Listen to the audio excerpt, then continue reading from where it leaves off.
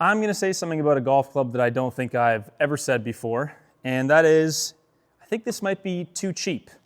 A Mizuno JPX Fly High Hybrid is basically the exact same price as buying a JPX Hot Metal iron, so you can actually buy it as part of the iron set. What that nets out to compared to your major companies, your Pings, your Titleists, your TaylorMades, is this hybrid is essentially half price or less than hybrids from other companies. I've had this media sample kind of kicking around in the shop for a while.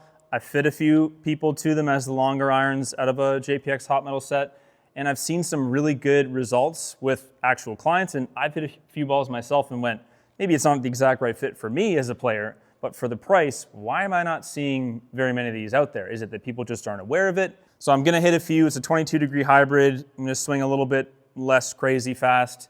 Target a green that's more like 210 or so in carry. Nice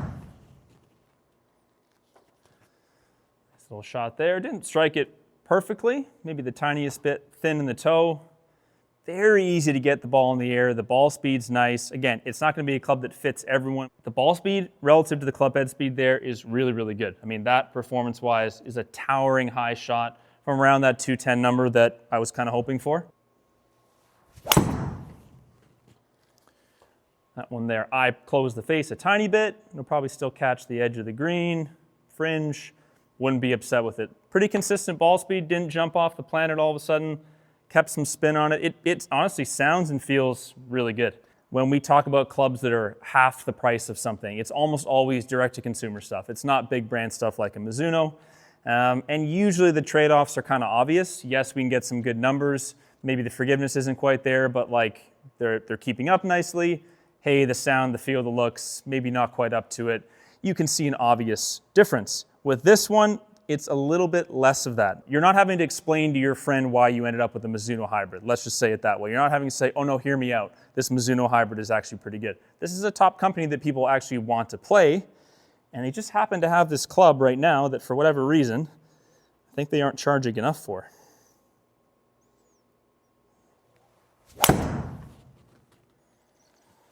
Three in a row that I would be ecstatic with. Absolutely ecstatic with. Not a perfect strike either. Kind of healed it, a little bit thin. The spin kicked up a little bit, but there was a lot of ball speed, so I actually ended up getting a similar distance. Really, really nice. So the first thing people are going to say is, hey, it's cheaper for a reason. It's not adjustable. It's a bonded hosel. Fine. That is a limitation. Now, Mizuno will bend this for you if you want. I would probably order mine a little bit flatter at a starting configuration. If you want to change that later, is it as easy as sticking a wrench in there? Of course it isn't. The majority of people that I fit into a wood, a driver, a hybrid, they're not messing around with that hosel all that much. We've found what works really well for them. They're pretty unlikely to, especially in this category, be going, oh, I really want to try this way different loft or way different face angle now.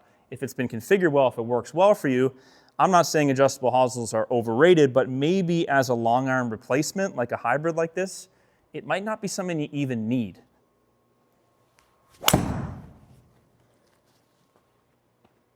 So sort of like that one. I think I made a pretty good swing. It's probably coming in a touch upright and overdrawing the ball. Again, I don't generally like to blame equipment. But when I look at the dynamic lie, yeah, it's a little bit more upright than, for example, like a Ping hybrid you could set really flat. There'll be players that look at this and go, hey man, that sits really upright. It's not really for me. That's fine. Most people are not hitting a draw. Most people, if anything, could benefit from a hybrid that helps them start the ball and offset their fade or their slice in some cases.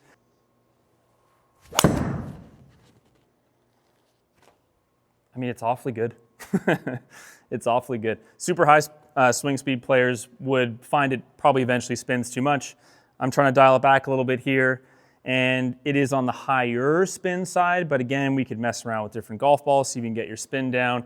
There's different lofts of this, like the player that's hitting this shot wants it to be a little bit less spin and go a bit further, might go with a lower degree. There's a 19 degree.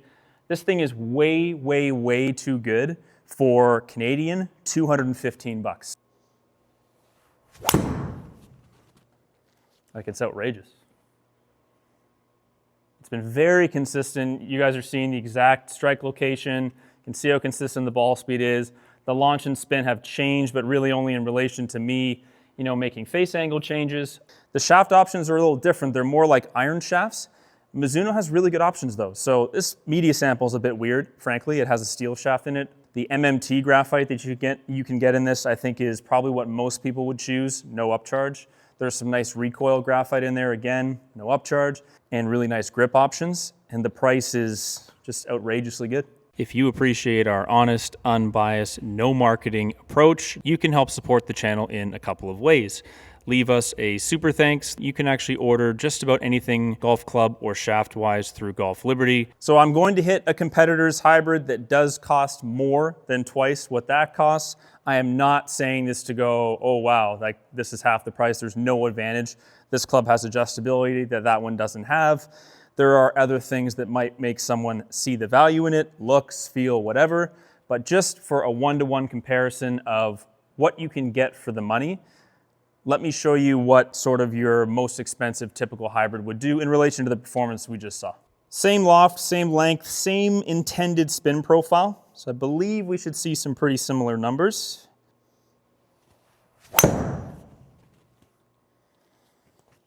Very similar, very similar. Really good strike, pretty much the same kind of carry.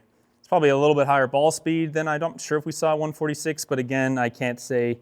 Technically, it was a slightly faster swing, so pretty equivalent on efficiency, very similar ball flight. There are things with this club I can do and make changes to that I can't with the Mizuno. The look of it addressed might be more my preference, the sound, the feel. I'm not saying they're the same, but a lot of people get really discouraged with golf because they go, I want a custom fit set of clubs that work well for me. It's gonna cost me minimum $2,000 Canadian to get my set of irons, and that's just, let's call it MSRP price. Every hybrid I look at is $400 or $500. It gets discouraging. They go, I don't even know if I can afford to have clubs that work well for me.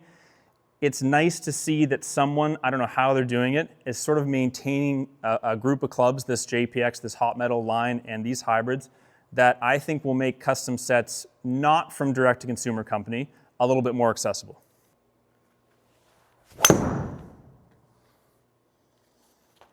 Just a nice one overall. Again, not a perfect strike.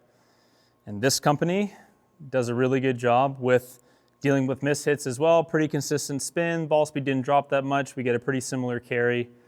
Got two really good options here. Now, let me just say, I'm not going to hit a million balls because I like to be super specific about strikes and club head speeds and make sure we're comparing things as closely as we can. This Mizuno hybrid has its limitations. The lack of adjustability from a fitting standpoint can be a real problem with certain players. It can be like, listen, we need to make certain adjustments through the hosel, or you're working on your swing, you got to start here, we're going to move it here in 6 months.